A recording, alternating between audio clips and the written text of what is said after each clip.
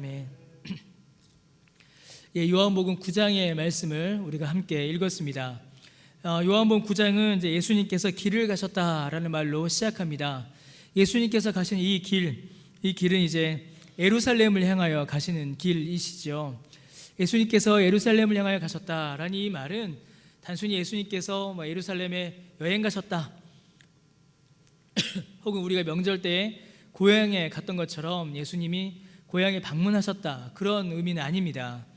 예수님께서 예루살렘을 향하여 가신 이 길은 이제 십자가를 향하여 가시는, 고난을 향하여 가시는 그 길인 것이죠. 그래서 예수님께서 길을 가셨다, 예루살렘을 향하여 가셨다라는 이 말씀은 예수님께서 죽으러 가신다, 예수님께서 십자가를 지러 가신다라는 바로 그 말입니다. 이 의미가 참으로 중요해요. 그래서 나중에 다시 한번 또 말씀을 나누도록 하겠습니다. 예수님께서 그렇게 예루살렘을 향하여 가시는 중에, 십자가를 향하여, 죽음과 고난을 향하여 가시는 그 길 중에 한 사람을 예수님께서 만나십니다. 그 사람은 이제 날 때부터 맹인된 사람을 예수님께서 만나세요. 이 사람에 대한 여러 가지 설명들이 있습니다. 8절 말씀에 보니까 이 사람을 가리켜서 구걸하였다라고 말하죠. 그러니까 이 사람은 거지였습니다. 맹인 거지였죠. 또 이미 마을 사람들이 전부가 그가 누구인지를 알았고요. 또 읽지 않았지만 21절 말씀에 보면 그의 부모가 그를 가리켜서 장성하였다라고 하는 것을 보니 이 사람이 어린 아이가 아니라, 청년이 아니라 장성한 성인이었다라는 것을 우리가 말씀을 통하여서 알 수가 있습니다. 이런 내용들을 모아보면 그 사람이 어떤 사람인지가 나타나는 것이죠.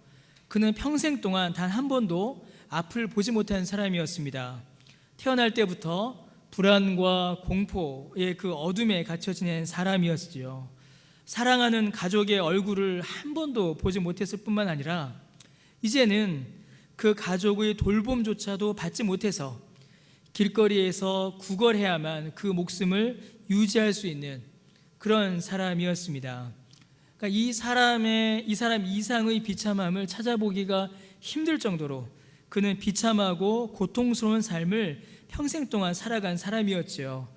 그래서 그의 인생은 비참함, 고통 그 자체였습니다.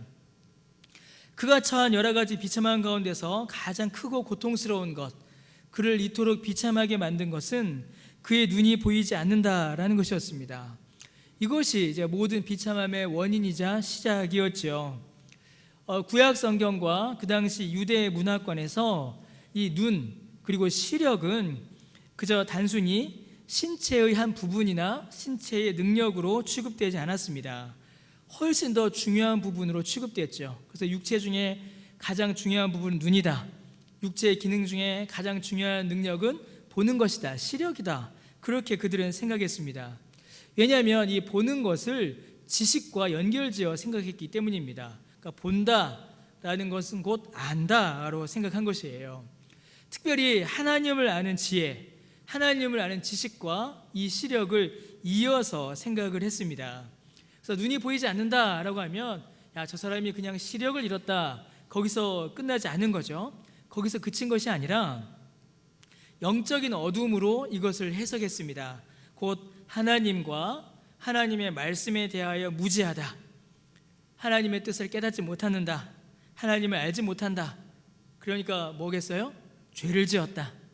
그리고 그 죄에 대한 심판과 저주다, 이제 그렇게 생각을 한 것입니다. 그러니 이 맹인 거지, 이 사람이 당하는 고통이 결코 가볍지 않았던 것이죠. 육체의 고통은 말할 것도 없습니다. 가족으로부터 마지막 보루, 자기를 보호해주고 지켜주는 마지막 보루인 가족으로부터도 좀 소외당하고 있는 것이에요. 공동체, 마을 공동체로부터도 인정받지 못하고 있고요. 더 나아가 그 당시에 종교 지도자들로부터도 심판과 저주를 받은 자로 여겨졌습니다. 그러니까 비참한 사람 중에 비참한 사람이요, 고통하는 사람 중에 고통하는 사람이 바로 이 맹인 거지인 것이지요. 어떻게 보면 이 사람은 한 사람이지만 우리 모두가 겪는 고통, 우리가 모두가 경험하는 슬픔을 대표하는 사람이다라고 볼 수가 있습니다. 이러한 형편 가운데서 제자들이 예수님께 하는 질문 역시 사실은 그리 단순한 질문은 아닙니다. 제자들이 예수님께 나와 질문합니다. 이 사람 이렇게 평생을 고통과 비참한 가운데 살고 있는데 이 사람의 이 고통은 누구의 죄 때문입니까? 그 사람의 죄 때문입니까? 아니면 그 부모의 죄 때문입니까? 라고 예수님께 질문합니다. 여러분, 이 질문은요, 유대인들의 종교관을 구제 있게 설명하지 않아도 상당한 의미와 무게를 가집니다. 모든 사람들의 마음속에 가지고 있는 어떤 근본적인 윤리의식, 곧 죄에 대한 두려움을 이렇게 건드린 질문이기 때문이지요. 죄를 지으면 벌을 받고 그 벌은 어떤 형태이지 간에 고통스럽다. 그런 원초적 두려움을 사람들은 모두 다 가지고 있습니다. 모든 사람은 고통을 겪게 되면 이 고통의 원인이 무엇인지, 이 고통의 책임이 누구에게 있는지 이렇게 따지는, 그것을 묻고자 하는 그런 생각, 그런 본능이 모두에게 있지요. 특별히 여러분, 우리나라에서는 이러한 생각이 더 강합니다. 왜 그러냐면 환생, 업, 카르마라고 하죠. 업보, 이게 다 뭐죠? 불교에서 말하는 거죠. 특별히 불교 문화권, 불교의 영향을 받은 우리에게는 이 질문이 좀 더 크게 다가와요. 누구의 죄로 인하여서 내가 고통당하는가? 그러니까 전생, 우리가 전생은 말하기가 좀 어려우니까요, 전생은 말하지 못하고 이게 누구의 죄냐? 그래서 그런 책들이 유행했죠. 가게에 흐르는 저주를 끊어라, 뭐 이런 책들이 한때 우리나라에 유행했습니다. 근데 그건 이단입니다. 그건 우리 바른 성경적인 이해가 아니에요. 그건 이단 사상입니다. 방금도 말씀드렸던 것처럼 어떤 자신의 고통이나 그리고 자신이 겪는 질병이 내 죄나 혹은 부모의 죄의 결과다라고 믿는 것은 성경적 가르침이 아닙니다. 그러니까 불교의 가르침이고 세상의 가르침이에요. 성경은 그렇게 이야기하지 않습니다. 제자들은 지금 그러한 생각을 가지고 있는 거예요. 제자들의 생각은 사실 단순하진 않습니다. 제자들은 구약에 대한 이해가 어느 정도 있던 사람들이고 예수님께 배운 사람들이에요. 그러다 보니 이 제자들 역시 인간의 육체가 고통한다, 인간이 괴로워한다, 그럼 그 고통과 괴로움의 원인이 무엇일까에 대한 고민이 있었던 사람들입니다. 그리고 성경은 뭐라고 이야기하냐면 그 고통과 괴로움의 근본적인 원인은 하나님을 떠난 죄라고 성경은 설명합니다. 아담과 하와가 에덴 동산에서 범죄하여 하나님과의 모든 교제가 끊어지면서 모든 복락을 잃어버리고 말았지요. 그로 인하여서 인간은 내적으로 외적으로 또 영적으로 신체적으로 고통을 당하게 된 것입니다. 그러니 이 육체의 고통이 죄로 인한 것이다 라는 말은 사실은 궁극적으로는 틀린 말은 아니에요. 궁극적으로는 그 근본적인 원인은 죄에 있는 것이 분명한 사실입니다. 그러나 여러분, 우리가 혼돈하지 말아야 할 것이 있어요. 죄로 인하여서 육체가 겪게 되는 고통과 질병은 실제로 우리 몸에 일어나는 질병, 감기일 수도 있고요, 큰 병일 수도 있고요, 사고일 수도 있습니다. 그러나 성경이 말하는 죄의 결과로서 겪게 되는 고통은 훨씬 더 근본적이고 훨씬 더 본질적인 것을 의미합니다. 무엇이냐면 바로 영원한 사망과 영원한 저주를 가리키는 것이죠. 그러니까 우리가 두 번 생각을 해야 되는 거예요. 우리가 겪는 모든 고통과 괴로움은 그 근본적 원인은 죄인 것은 분명합니다. 죄가 없었으면 우리에게 이런 고통이 없었겠지요. 그러나 그 죄가 결과로, 그 죄가 궁극적으로 우리에게 요구하는 죄값은 그저 감기가 아니라는 겁니다. 만약에 그 죄가 우리에게 요구하는 죄값이 감기라고 하면 생각해 보세요. 그러면 우리가 감기에 걸릴 때마다 우리는 어떻게 될까요? 감기에 걸릴 때마다 우리는 우리의 구원을 처음부터 다시 점검해 봐야 합니다. 감기 걸릴 때마다. 만약 감기가 죄의 결과고 죄를 드러내는 것이다, 그럼 또 어떤 일이 벌어지겠습니까? 그럼 구원은 뭐가 되겠어요? 감기에 나으면 구원받는 게 되겠죠. 여러분, 이게 우리 안에 아주 깊숙이 자리 잡은 구원에 대한 오해 중에 하나입니다. 만약에 그것이 정말로 옳다면, 그것이 정말로 성경이 가르치는 구원에 대한 이해라면 우리의 신앙생활 전체가 사실은 바뀌어야 합니다. 어떻게 바뀌어야 될까요? 병을 고침받는 것, 건강을 회복하는 것이 구원의 증거다. 병에 걸리는 것이 죄의 모습이다만 이렇게 된다면 우리는 예수님을 찾을 것이 아니라 누굴 찾아야 할까요? 의사를 찾아야 합니다. 의사. 그리고 우리가 교회에 와서 예배할 것이 아니라 어디 가서 예배해야 돼요? 병원에 가서 예배해야 되는 것이죠. 감기에 걸릴 때마다 구원에 대한 여부를 처음부터 다시 확인해야 되고, 또 병이 나을 때마다 또 다시 구원받는 것이고, 복음이 왜곡되고 복음이 틀어져 버리는 그런 일들이 벌어지게 된다는 것입니다. 여러분, 사실 우리가 겪는 질병, 우리 몸에 일어나는 여러 가지 고통은 너무나도 다양한 이유와 원인들로 일어납니다. 실제로 어떤 고통은 우리의 죄와 타락으로 인하여 겪게 되는 것도 있고, 또 어떤 것은 그 이유와 원인을 전혀 알 수 없는 것들도 있습니다. 여러분, 과도한 욕심과 쾌락은 반드시 우리의 육체를 병들게 합니다. 이건 분명한 사실이에요. 그러니까 모든 고통이 죄에서 직접 왔다라고 말하기는 어렵지만 모든 죄는 반드시 우리의 육체를 고통스럽게 합니다. 죄 중에 우리의 육체를 건강하게 하는 것은 사실 하나도 없습니다. 모든 죄는 우리 육체를 병들게 하죠. 죄는 우리의 육체를 고통스럽게 합니다. 그러나 거의 대부분의 경우에는 우리는 우리의 질병과 고통의 이유와 원인을 사실은 알지 못합니다. 알아도 납득할 수 있는 경우는 거의 없습니다. 그냥 작은 질병들, 감기 같은 거야 잘 때 이불 걷어차고 자고 추울 때 돌아다니면 걸리는 그런 이유를 알 수 있겠지요. 그러나 그런 작은 질병들 말고 큰 질병들, 우리의 목숨을 위협하는 큰 질병들은 거의 대부분은 우리가 그 이유와 원인을 알지 못할 때가 훨씬 더 많이 있습니다. 그러면 그 이유와 원인을 알아도 받아들이기 어려울 때가 훨씬 많죠. 이유를 알지 못하는 게 많고, 이유를 알아도 이것이 왜 나에게 왔는가, 내가 왜 이 병에 걸렸는가, 왜 내가 이 고통을 당해야 하는가, 그것을 납득할 만한 질병은 우리 안에 거의 없습니다. 그러다 보니 이 병의 원인을 찾고 책임을 묻고 싶은 사람의 마음은 당연히 이 병이 누구 때문인가를 찾게 되는 것이에요. 그래서 제자들의 질문은 사람의 관점에서 바라볼 때 가질 수밖에 없는 질문들입니다. 이해할 수 없고 납득할 수 없는 병이 걸렸는데 원인을 알 수 없으니 책임을 누구에게 물을까? 네가 잘못했나 보다. 아니면 너의 부모가 잘못했나 보다. 이렇게 책임을 물을 수밖에 없는 것이죠. 그러나 주님께서는 제자들이 생각하는 것보다 훨씬 더 깊은, 그리고 제자들이 지금 깨닫지 못한 더 본질적인 이유와 목적이 있다라고 주님께서는 말씀해 주십니다.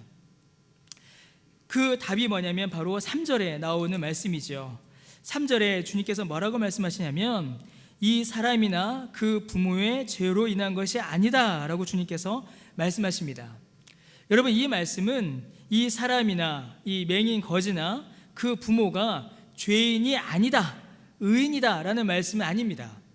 그들 역시도 죄 사함을 받아야 하는 죄인인 것은 분명해요. 그러나 이 사람이 겪는 이 고통, 이 사람을 한평생 괴롭혔던 이 고통은 그보다 훨씬 더 중요한 이유와 목적이 있다라는 것입니다. 그저 우리가 볼 때에는 이게 누구 책임이냐, 책임 소재를 따지게 되고 이것으로 인해서 괴로워하게 되고 슬퍼할 수밖에 없지만, 하나님 편에서는, 또 우리 주님이 보시기에는 이것을 통하여서 이루시고자 하시는 훨씬 더 중요한 목적이 있다라는 것입니다. 그게 뭘까요? 그게 바로 3절에 있는 것처럼 하나님께서 하시는 일을 나타내고자 하심입니다. 이 질병을 통하여, 이 고통을 통하여 하나님의 일하심을, 하나님의 역사를 드러나게 하시기 위함이다라는 것이지요. 거기에 이 질병이, 이 고통이 이유와 목적이 있는 것입니다. 사랑하는 성도 여러분, 하나님의 자녀들이 겪게 되는 이해할 수 없고 받아들일 수 없고 이해되지 않는 모든 질병과 고통은 이 안에 있습니다. 우리는 그것이 왜 일어났고 내가 이 고통을 왜 겪어야 하는지 이해할 수 없을 때가 훨씬 더 많습니다. 때론 이것이 누구 때문인지 그 책임 소재를 따져서 묻고 싶을 때가 있어요. 그러나 하나님께서는 목적을 두시고 그 질병과 고통을 우리에게 허락해 주십니다. 뭐라고요? 하나님이 하시는 일을 드러내시고자 하기 위함이에요. 하나님의 영광을, 하나님의 능력을, 하나님이 계시다는 사실을 드러내신다라는 것입니다. 여러분, 그 하나님의 일이 무엇일까요? 4절과 5절에 예수님께서 말씀하시지요. 여러분, 예수님께서는 이 세상의 빛이십니다. 그러므로 예수님께서 이 땅에 계신 동안 그 빛을 사람들에게 비추는 것이 하나님의 일이다 라고 말씀하세요. 여러분, 이 말씀은 다른 것을 말하는 것이 아닙니다. 예수 그리스도의 그 생명의 빛을 비추어 죽음과 어둠을 몰아내는 것이 바로 하나님이 하시는 일인 것입니다. 예수 그리스도의 생명이 죽음을 몰아내고 예수 그리스도의 빛이 어둠을 물리치는 것, 그것이 하나님께서 이 사람을 통하여, 그리고 고통과 슬픔 가운데 있는 우리 개개인을 통하여 하나님께서 나타내시고자 하시는 하나님의 일인 것입니다. 여러분, 이 맹인 거지의 인생은 어떤 인생이었습니까? 우리가 이미 앞에서 살펴보았듯이 이 사람의 인생은 정말 고통스럽고 비참한 인생이었습니다. 어두운 인생이었고요, 외로운 인생이었습니다. 저주와 멸시로 가득한 인생이었죠.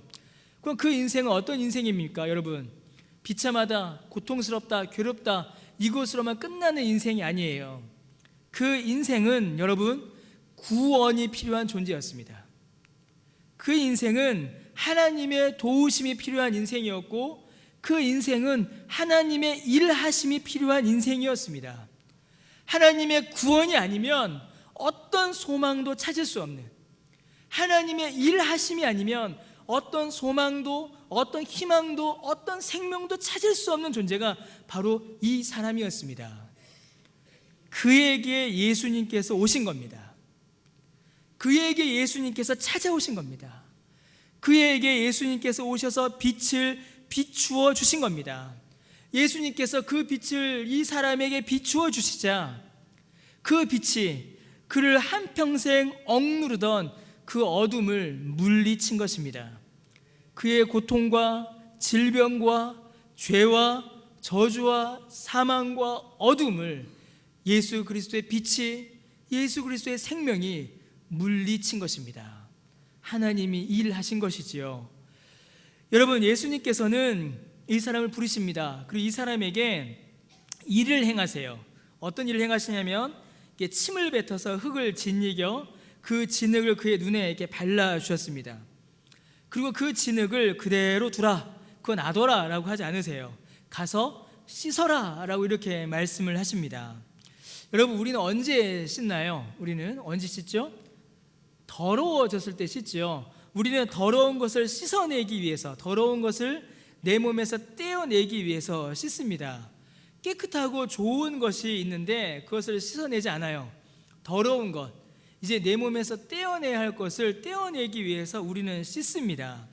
여러분, 주님께서는 그에게 씻으라 라고 말씀하세요. 씻어라. 그는 씻어야 하는 자였기 때문입니다. 그럼 무엇을 씻어야 할까요? 예수님께서는 지금 두 가지를 씻으라 라고 하시는 거예요. 첫 번째는 그의 눈을 가리고 있던 육체의 고통을 씻어내야 했습니다. 주님께서는 그 육체의 고통을 씻겨주시는 거예요. 그것만이 아닙니다. 육체의 눈을 씻겨주시고 육체를 가리고 있던 것을 씻겨주신 것만이 아니라 우리 주님께서는 그의 영혼의 눈을 가리고 있던, 그래야 그 고통과 비참한 가운데서, 죄 가운데서 예수 그리스도를 바라보지 못하고 있던, 그 영혼의 눈을 가리고 있던 죄와 고통과 저주를 지금 씻어내주고 계신 것입니다. 그의 육체와 영혼이 함께 씻겨진 것이지요. 육체의 고통이 씻겨지며 그 영혼의 죄악도 함께 씻겨져 내린 것입니다. 그리고 그는 눈이 밝아졌습니다. 여러분, 실로암 연못에 물이 효과가 있기 때문일까요? 아니죠. 실로암 연못에 물이 특별한 능력이 있어서가 아닙니다. 여러분, 그의 눈을 밝게 한 것은 진흙도 아니고 실로암 연못의 물도 아니에요. 그를 깨끗게 한 것은, 그의 눈을 띄워준 것은 주님의 말씀입니다. 주님의 말씀이에요. 주께서 씻어라 하셨고, 주께서 눈을 뜨라 하셨고, 주께서 역사하셨기에, 주께서 일하셨기에 그는 눈을 뜬 것입니다. 그리고 그는 그 말씀에 순종했을 뿐이에요. 그 말씀에 순종했던 것입니다. 사랑하는 성도 여러분, 빛이신 주님께서 그에게 오시자 그의 육체와 영혼을 가두어 놓고 있던 어둠이 물러갔습니다. 생명이신 주님께서 그에게 오시자 그의 육체와 영혼을 억누르고 있던 죄와 사망의 모든 저주가 그를 떠나갔습니다. 진리의 빛이 영원한 생명이 그의 소유가 된 것입니다. 그가 주님의 말씀을 믿고 순종하자 예수님을 믿음으로 이 구원을 소유하게 된 것입니다. 사랑하는 성도 여러분, 이제 우리가 이 본문을 다 읽진 않았지만 이 맹인 거지를 이렇게 가운데에 두고 요한복음은 정반대되는 사람들을 이렇게 앞뒤로 이렇게 배치를 시켜놨습니다. 먼저는 여러분, 이 맹인 거지 뒤에 나오는 바리새인들이에요. 본문 뒤에 등장하는 바리새인들이죠. 여러분, 이 맹인 거지가 눈을 뜹니다. 그리고 사람들이 이 사람을 데리고 바리새인들에게 데려가요. 이 바리새인들은 밝은 눈을 가지고 있었던 사람들입니다. 잘 보던 사람들이죠. 이 맹인 거지와는 너무나도 다른 인생을 살던 사람들입니다. 그들은 육체의 눈이 밝았고요, 사람들에게 존경받았고요, 사람들에게 영향력을 끼치던 자였지요. 그들은 구걸하는 자들이 아니었고 오히려 구제하는 자들이었으며 율법에 아주 열심을 내던 자들이었습니다. 그런데 이 맹인 거지가 눈을 뜨고 난 이후에 그 사람들과 대화를 나누는데 그들의 육체의 눈은 뜨고 있는지 모르겠지만 그들의 영혼은 여전히 감겨져 있는 자들이었습니다. 그들은 여전히 자신들의 어둠과 비참함을 벗지를 못하고 있었어요. 그들은 눈을 뜨고 있었습니다. 그러나 죄에서 그들을 구원할 구주 예수 그리스도를 그들은 알아보지 못했습니다. 오히려 그들은 이 맹인 거지를 미워하였고 예수님을 밀어냈지요. 그들은 여전히 어둠과 사망 가운데 있기를 선택한 것입니다.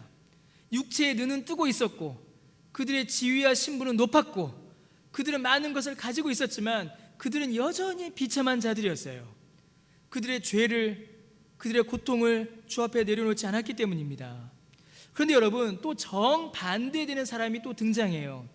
그게 누구냐면 요한복음 8장에 나오는 한 여인입니다. 요한복음 8장은 아주 더러운 사건으로 시작하죠. 한 여인이 음행을 저지르다가 현장에서 붙잡혀 버립니다. 그리고 사람들에게 끌려와요. 서기관과 바리새인들이 그 여인을 사람들 가운데 세워요. 재판하는 거죠. 그리고 이 여인을 돌로 쳐 죽이려고 합니다. 그 당시에 법으로는 음행하다 걸렸으니 돌에 맞아 죽는 거죠.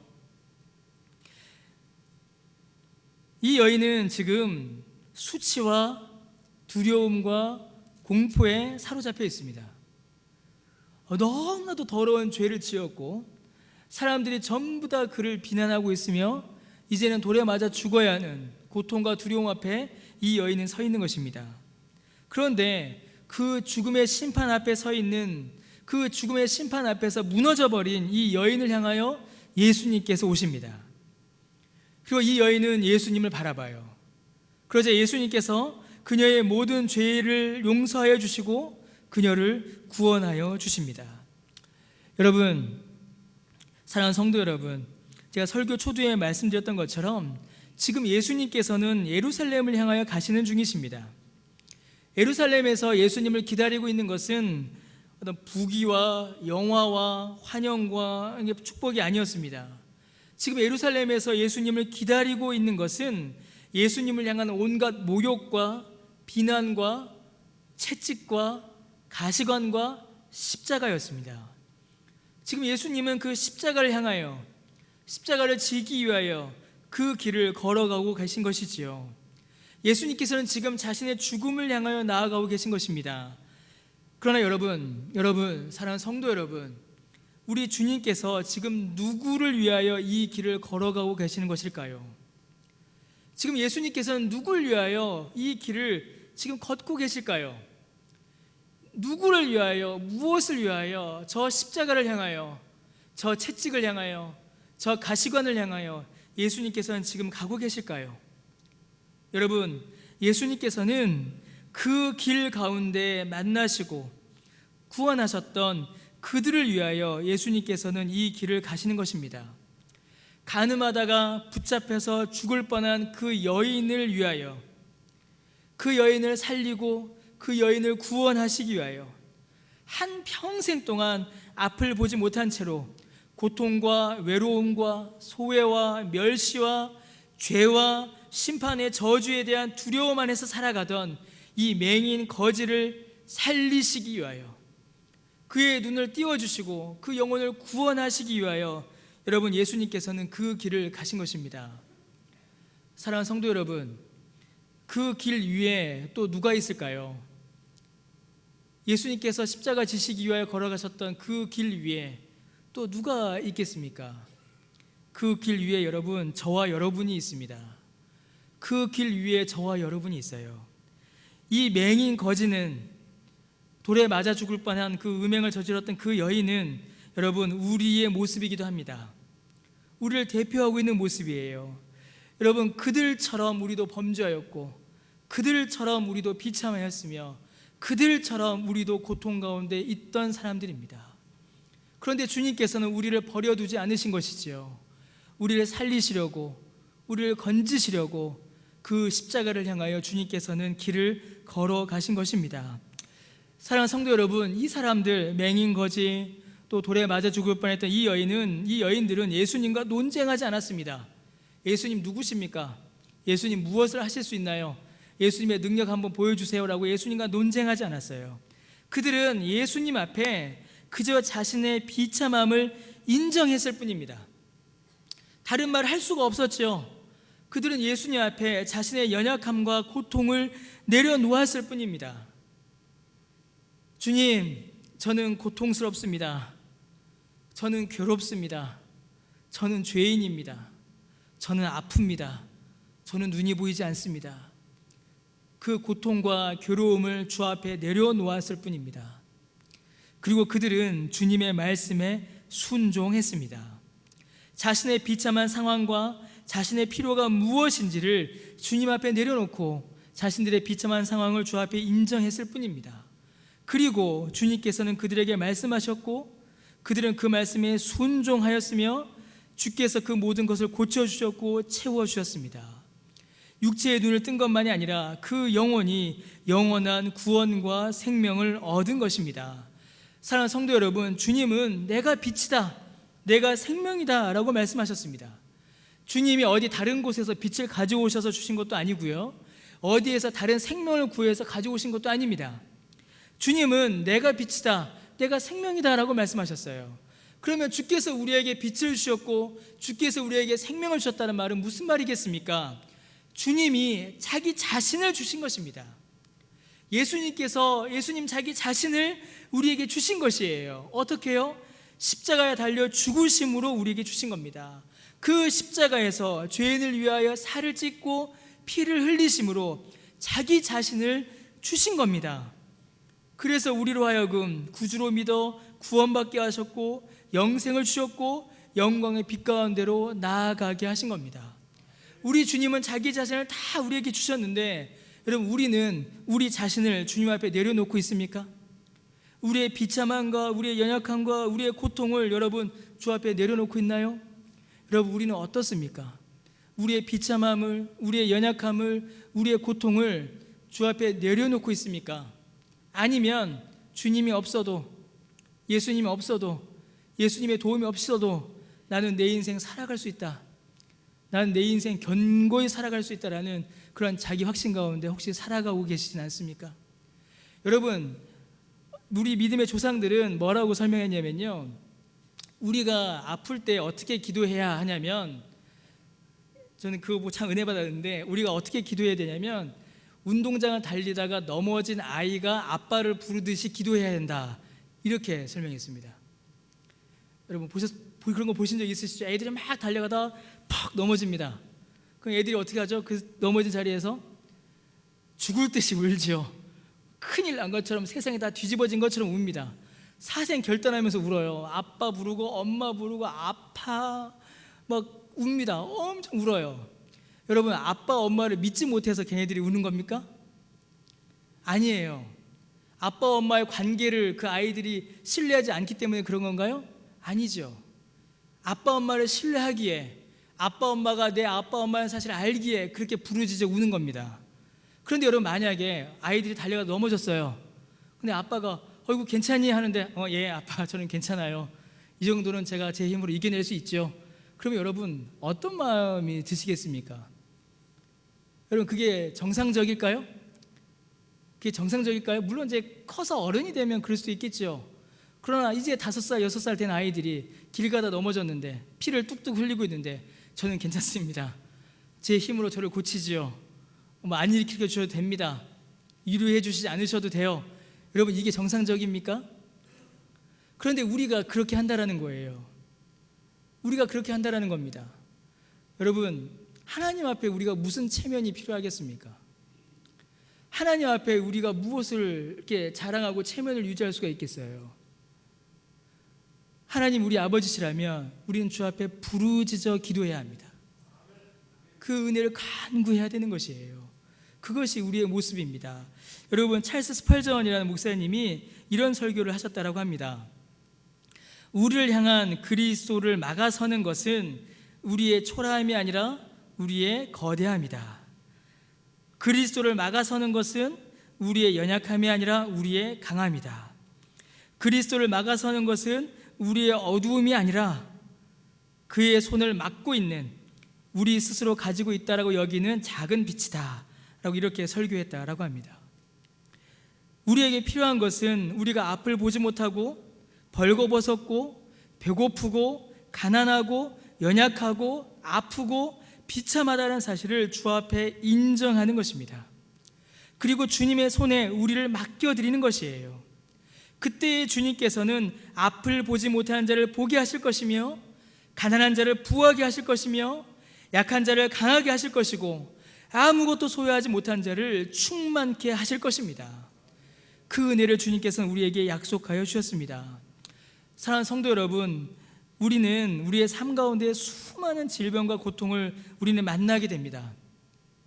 이미 많은 고통을 겪으셨을 것이고 또 앞으로도 우리는 크고 작은 질병과 고통을 이렇게 당하게 되겠죠. 겪게 될 것입니다. 여러분, 우리가 그 질병과 고통을 당할 때마다 우리는 어떻게 해야 될까요? 슬프고 두렵고 염려하고 걱정 가운데 낙심할 수 있습니다. 할 수 있지요. 그러나 거기에서 그쳐서는 안 됩니다. 여러분, 우리는 고통당할 때에, 질병을 당할 때에 우리는 그것을 통하여 죄의 무서움을 또한 깨달을 수 있습니다. 여러분, 육체의 질병이 주는 고통이 얼마나 가혹합니까? 이 가혹한 고통을 통하여 우리는 지옥의 형벌이, 영원한 지옥의 형벌이, 하나님을 떠난 죄가 얼마나 고통스러운가를 우리는 생각할 수 있는 것이에요. 지금 이 감기가, 지금 이 독감이 이렇게 나를 고통스럽게 하는데 하나님을 떠나고 영원히 받게 될 그 지옥의 저주가 얼마나 무서운가. 완전히 치료되지 못하고 반복적으로 우리를 괴롭히는 질병이 있습니다. 때마다 철마다 우리를 괴롭히는 질병들이 있죠. 알레르기도 있고요, 감기도 있습니다. 그런 것들을 보면 우리는 또한 무엇을 생각할 수가 있을까요? 죄악이 얼마나 끈질기게 우리를 괴롭히는가를 또한 깨달을 수 있게 되는 것입니다. 그러나 여러분, 그것만이 아니에요. 우리의 질병과 고통을 통하여 죄를 묵상하는 것만이 아닙니다. 여러분, 오늘 우리는 말씀을 통하여서 이 말씀 안에서 고치시는 주님을 만났습니다. 고쳐주시는 주님을 우리는 만났어요. 죄와 사망을 이기시고 그 백성을 구원하시는 주님을 오늘 우리는 본문을 통하여서 만났습니다. 여러분, 우리 주님은 우리를 이 고통과 괴로움에서 건지십니다. 사망에서 우리를 건지시고 사망을 넘어서는, 사망을 이기는 구원과 부활의 생명을, 부활의 소망을 우리에게 주시는 것입니다. 그래서 우리는 여러분, 이 질병이 고침받을 때에 우리를 죄와 사망에서 건지시는 예수 그리스도의 그 구속의 은혜를 묵상하게 되며 감사하게 되며 찬송하게 되는 것입니다. 육체의 회복을 향한 소망이 크고 간절할수록 눈물도 고통도 없는 그 천국을 향한 소망이 더욱더 견고해지는 것이지요. 주님을 향한 기도와 사랑이 더욱더 간절해지는 것입니다. 우리를 통하여, 우리의 연약함과 고통과 비참함을 통하여 우리 하나님의 일하심이, 우리 하나님의 능력이, 사랑과 자비가 증거되는 것이지요.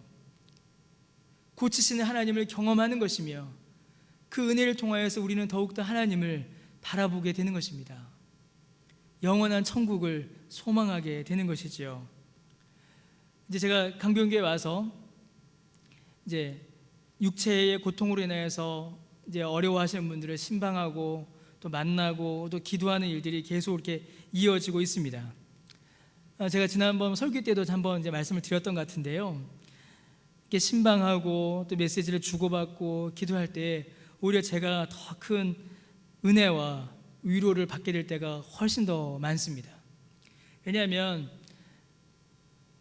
저 같았으면 낙심하고 절망하고 분노하고 과연 정말 하나님이 살아계신 게 맞는가? 라고 회의에 빠졌을 만한 그런 일들을, 그런 고통들을 겪으시면서도 그 안에서도 천국을 향한 소망과 주님을 향한 믿음과 기대를 결코 놓지 않으시는 그런 성도님들의 믿음을 제가 이렇게 봅니다. 보고 듣고 이야기 나누고 만나게 됩니다. 사랑하는 성도 여러분, 세상은 이 질병과 고통을 견디어내지 못합니다. 절망하고 낙심하게 되죠. 왜냐하면 그 안에 소망이 없기 때문입니다. 소망이 없기 때문이에요. 그러나 주님은 우리에게 소망을 주십니다. 주님은 우리에게 위로를 주세요. 그래서 여러분, 우리의 믿음의 조상들, 그리고 우리가 오후에 살펴보는 교리 문답은 뭐라고 고백합니까? 사나 죽으나 우리의 유일한 위로와 소망은 내가 내 것이 아니라 영원하신 하나님과 그의 보내신 아들 예수 그리스도의 소유라는 사실에 있다라고 고백합니다. 여러분 생각해 보세요. 내가 내 인생을 주장한다. 내가 내 능력대로 내 인생을 주장한다. 내가 내 힘만큼 내 삶을 이끈다. 여러분 그것만큼 불안한 게 어디 있습니까? 내 능력의 한계를 내가 제일 잘 알잖아요. 그러나 나는 내 것이 아니요 주님의 것이라는 겁니다. 이게 무슨 말이겠어요? 우리가 주님의 노예다, 종되었다, 우리 주님께 뭐 속박되어 있다, 그런 의미가 아니에요.